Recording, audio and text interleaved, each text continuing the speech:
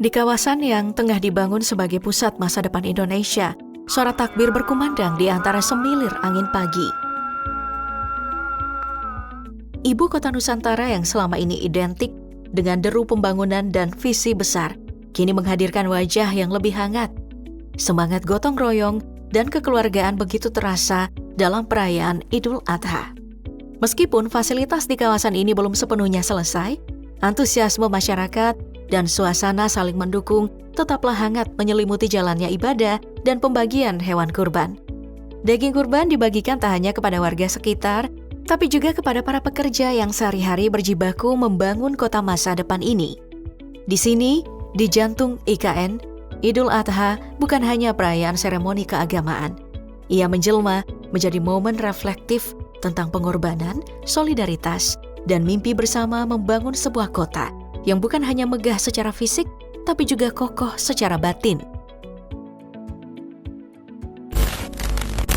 Untuk pertama kalinya, Otorita IKN secara resmi menyelenggarakan sholat Idul Adha 1446 Hijriah di Plaza Seremoni, tepatnya di sentra masa kawasan inti pusat pemerintahan IKN. Meski digelar di area terbuka yang luas, suasananya tetap hening, kusyuk, dan penuh kehikmatan. Sekitar 700 jamaah datang berbondong mulai dari pegawai otorita IKN dan para pekerja proyek pembangunan, hingga warga sekitar yang setia hadir, termasuk rombongan yang datang dari Balikpapan. Kepala Otorita IKN Basuki Hadi Mulyono juga turut meramaikan acara dengan mengumandangkan takbir dan tahmid bersama para jamaah. Dalam rangka meningkatkan kenyamanan ibadah, panitia telah menyiapkan berbagai fasilitas pendukung. Area wudhu tertata rapi di gedung sentra massa, lengkap dengan tempat cuci tangan dan alas wudhu. Sementara itu, area parkir disiapkan di Taman Kusuma Bangsa yang berjarak hanya beberapa puluh meter dari lokasi sholat, sehingga para jamaah dapat parkir dengan mudah tanpa khawatir berjalan terlalu jauh. Tepat pukul 07.00 WITA, ratusan jamaah menggelar barisan sholat Idul Adha yang dipimpin langsung oleh Imam Muhammad Salim. Seusai sholat, acara dilanjutkan dengan khutbah yang disampaikan oleh Profesor Agus Rubianto, Rektor Institut Teknologi Kalimantan.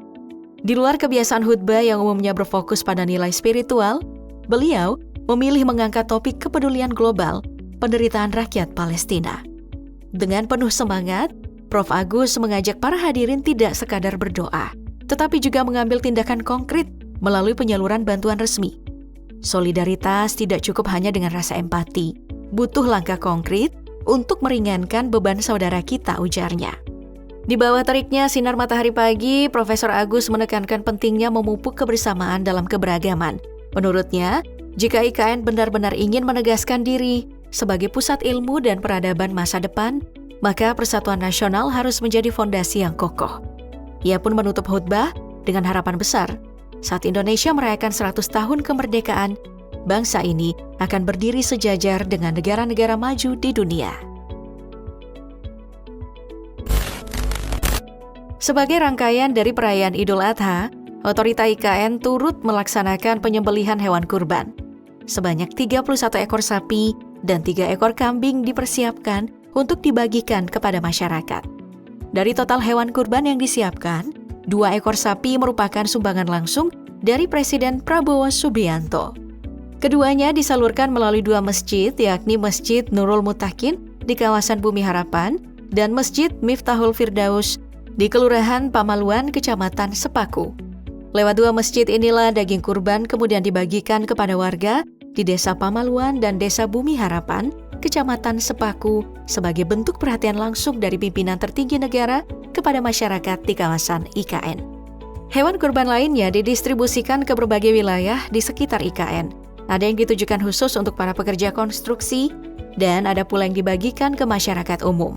Tercatat, sebanyak 7 sapi dan 1 kambing diserahkan ke hunian para pekerja proyek, sedangkan 5 sapi dan 2 kambing disiapkan di kantor Otorita IKN untuk masyarakat sekitar dan petugas perawatan gedung.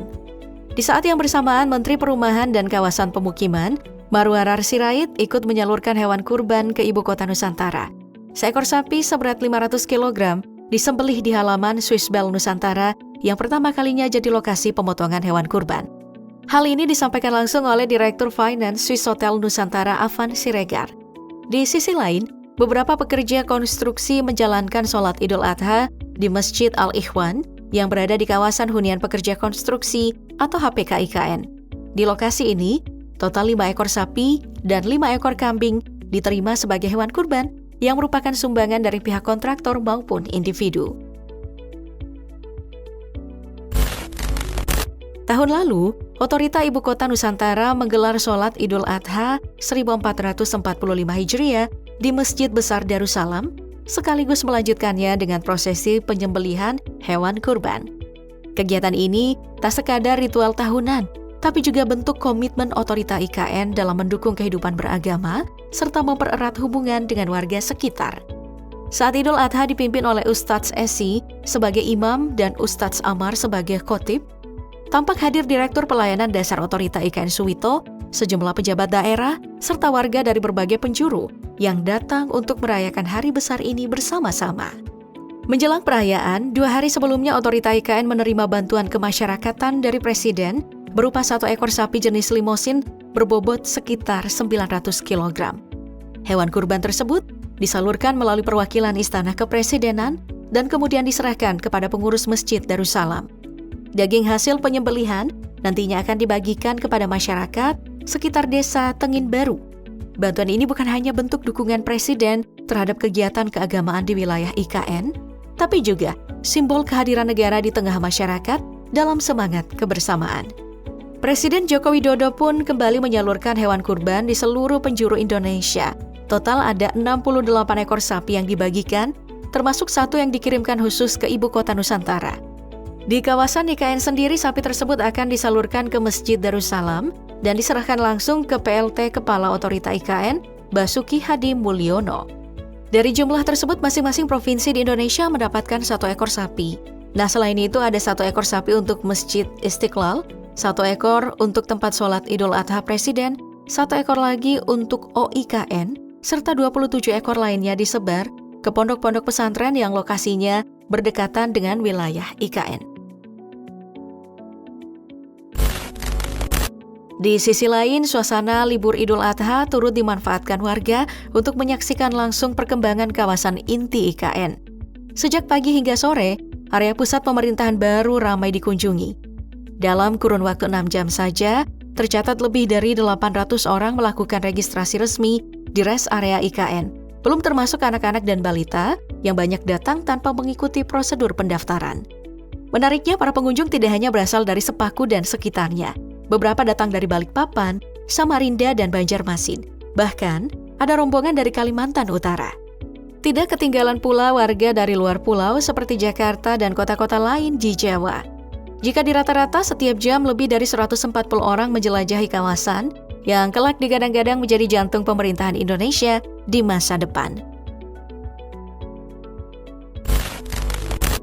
Di tengah hamparan proyek pembangunan Ibu Kota Nusantara yang biasanya dipenuhi dengan suara gemuruh mesin, deru diesel alat berat, dan riuh aktivitas buruh konstruksi, pagi Idul Adha kemarin terasa begitu sunyi dan syahdu.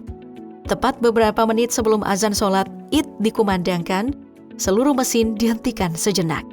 Para operator alat berat, mandor lapangan hingga tenaga teknis yang sehari-hari akrab dengan helm dan rompi proyek melepas sejenak rutinitas mereka, berjalan bersama menuju area lapang yang telah dipersiapkan untuk sholat berjamaah. Angin ringan menyapa, mengusir debu, seakan ikut mengiringi langkah mereka. Di barisan yang rapi, para pekerja yang biasanya bergelut dengan besi, beton, dan cetak biru, kini larut dalam takbir, tahmid, dan doa yang bergema hangat. Heningnya pagi itu menegaskan makna penghentian sementara alat berat bukan sekadar menghormati waktu ibadah, melainkan wujud kesadaran kolektif akan pentingnya pembangunan spiritual di samping pembangunan fisik.